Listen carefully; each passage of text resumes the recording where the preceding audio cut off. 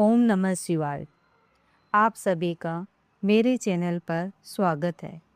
भगवान शिव जिन्हें हम भोलेनाथ कहते हैं, जितने शीघ्र क्रोधित होते हैं उससे कहीं अधिक जल्दी अपने भक्तों पर प्रसन्न भी होते हैं। लेकिन क्या होगा जब एक शक्तिशाली राजा का अहंकार महादेव को चुनौती देने लगे? आज की कहानी केवल एक कथा नहीं, बल्कि अहंकार के विनाश और अटूट विश्वास के विजय की दास्तां है। चलिए जानते हैं कैसे महादेव ने एक अहंकारी सम्राट का मान मर्दन कर उसे अपना सबसे प्रिय भक्त बना लिया।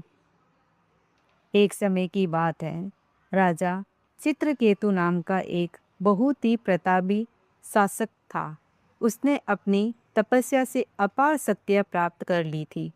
धीरे धीरे उसकी शक्तियों ने उसके मन में अहंकार का बीज बो दिया। वह स्वयं को देवता से भी ऊपर समझने लगा।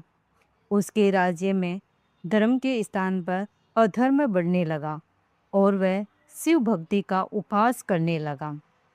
एक बार राजा चित्रकेतु अपने विमान से आकाश मार्ग से गुजर रहा था। उसने देखा कि भगवान शिव माता पार्वती के साथ सभा में विराजमान है। राजा ने अट्टहास करते हुए भगवान शिव के स्वरूप का मजाक उड़ाया। वहाँ उपस्थित नंदी और अन्य गणों को यह सहन नहीं हुआ।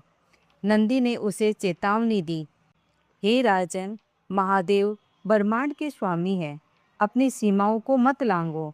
लेकिन अहंकार में अंधे राजा ने नंदी को भी भला बुरा कह दिया।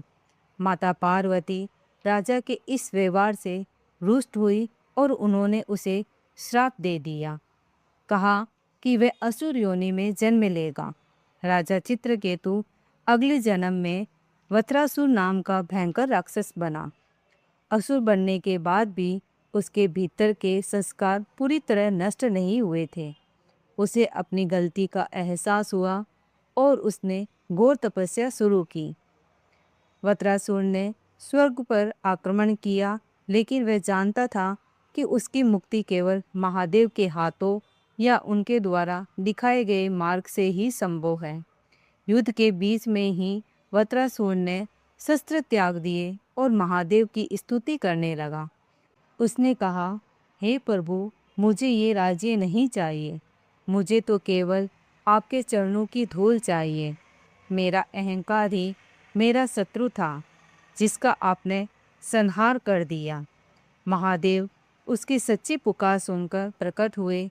उन्होंने वत्रासुर को दर्शन दिए और कहा, पुत्र, अहंकार का त्याग ही सच्ची भक्ति की पहली सीढ़ी है।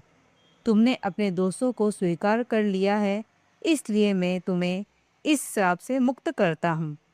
महादेव के स्पर्श मात्र से उस असुर का शरीर दिव्य प्रकाश में बदल दिया और उसे मोक्ष की प्राप्ति हुई।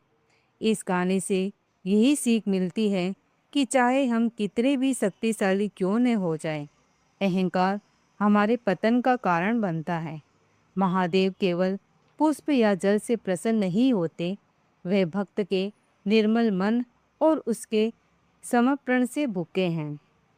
तो मित्रों, ये थी महादेव की वो लीला जो हमें सिखाती है कि झुकना कमजोरी नहीं, बल्कि भक्ति की शक्ति है।